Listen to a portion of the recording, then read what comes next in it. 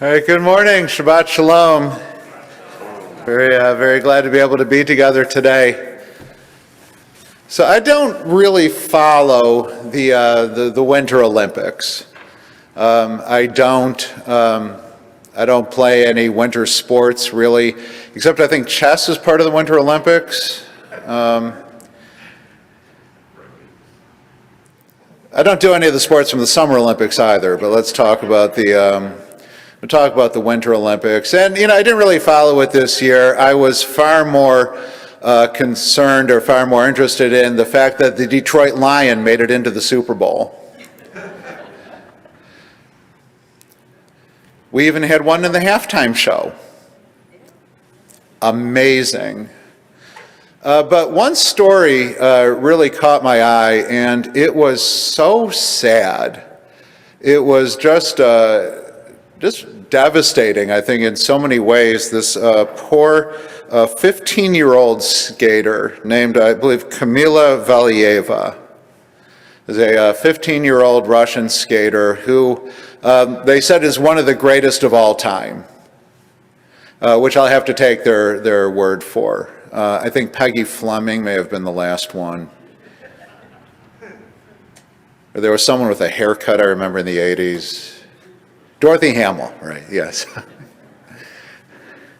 So she's supposed to be one of the best ever, and she's 15 years old, and there was an issue of whether she had taken certain drugs that were performance enhancing. And this all sort of came out while she was performing, and she wound up placing fourth, and she's just devastated.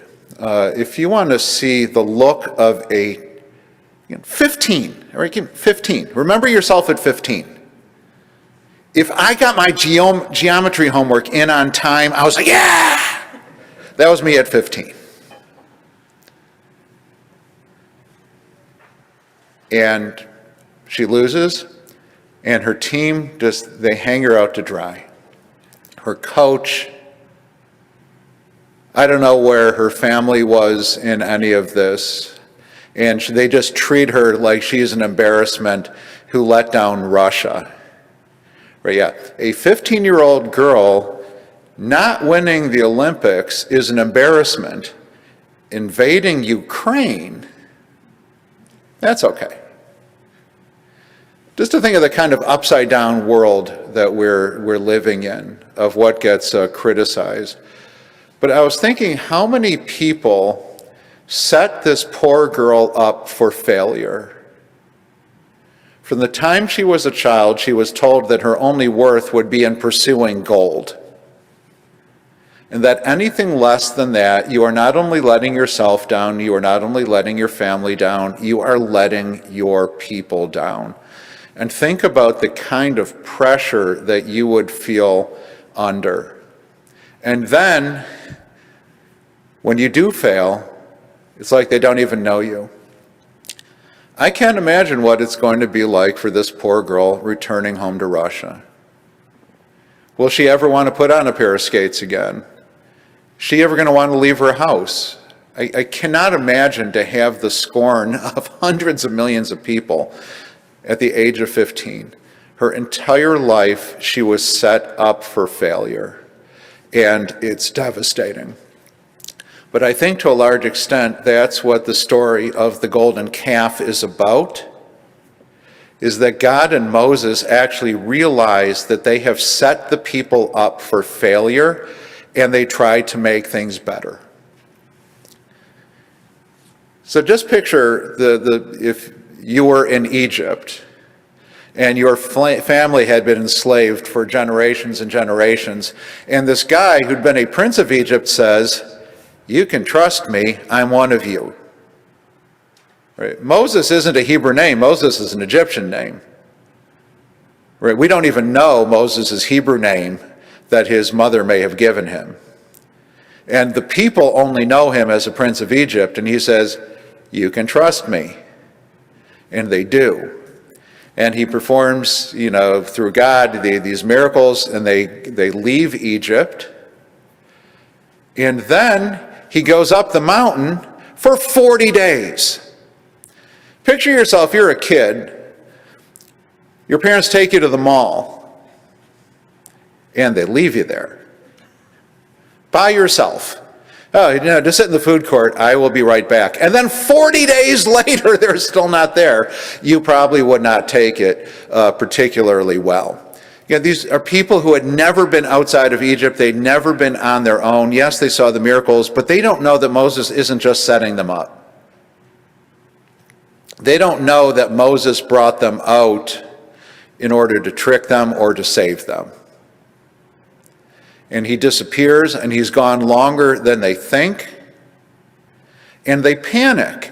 It makes sense that they panic, and they say, please help us, make us an image of this God so we can know what happened. It says, Ki za Moshe ha'ish asher halina me'eretz Mitzrayim lo yadanu ma haya lo. This person Moses, and they call him Ish Moshe, this guy Moses, is how it literally translates, he took us out of Egypt and we have no idea what happened. And so they fall back on the only thing they know. They saw in Egypt is that you had representations of the god. They were made out of gold. And that's all they knew. And so Moses is up and he's bringing down the tablets, the Shnei Luchot Habrit, and he sees the people with the golden calf and he breaks the tablets. But one of the ideas that I read is that he broke the tablets not because he was angry at the people, but he realized that the people weren't ready. And that if he had given them the 10 Commandments, it would be putting a burden on them that they couldn't handle at the moment. And so Moses breaks them not out of anger, but a recognition that he and God had actually set up the people for failure. Because if he'd just gone up to get the 10 Commandments, by the way, if you're God, how long does it take to write 10 Commandments? I can write them out in like 4 minutes. Right? It doesn't take long. 40 days. They realized that was a mistake, to not let the people know what was going on. God and Moses had set the people up for failure, but the power of this story is that they took responsibility for the people's failure. And they said, we're going to try to do things in a better way next time. So when Moses goes up the mountain again, they're telling him, don't worry, he'll be back right now, and it'll be okay. And there's a sort of a daily reminder, Moses is coming back, it's going to be fine. You don't have to panic. That God and Moses managed the people's anxiety and expectations. And so when Moses finally does come back again, the people are in a good place. They're able to accept the commandments and they can move on.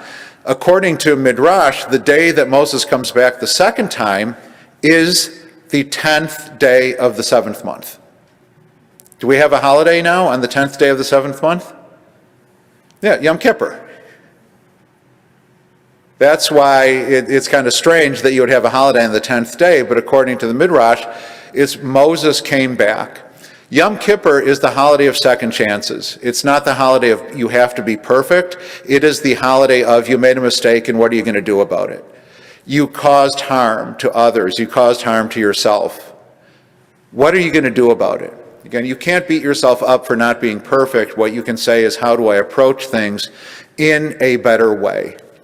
And I think that's the beauty of this story, is recognizing when are we setting up other people to fail through our expectations, and what can we do to make that better? How many students are crushed by their parents' expectations of grades and colleges and achievement? How much do we feel like failures because of unreasonable expectations that were put on top of us? This poor skater was told to pursue gold at all expenses, but that's what we're told in our society also. You have to achieve something that you're never going to be able to achieve, or maybe that you'll never want to achieve, and if you don't achieve it, you have failed everybody and you have failed yourself. So when I think about this story, to ask ourselves, who in our lives are we setting up for success, and who in our lives are we setting up for failure? And part of that is you got to get to know the person. and realize it's not about yourself, it's about that other person. But then ask yourself, I feel so sad the number of people who feel like they're failures, even though they've been lovely people, they've done good things, they've made the world a better place, but they didn't fulfill the image that other people had for them, and they feel like they have failed. And that makes me so sad. And there are so many, and there might even be people here. It might be all of us. There was an expectation that someone else had. We tried to live up to it, and we feel empty, and we feel hollow. This is an opportunity for us to think that our success as human beings, if you woke up today, someone cared, and you were able to do one kind thing, then you've won gold. Shabbat Shalom.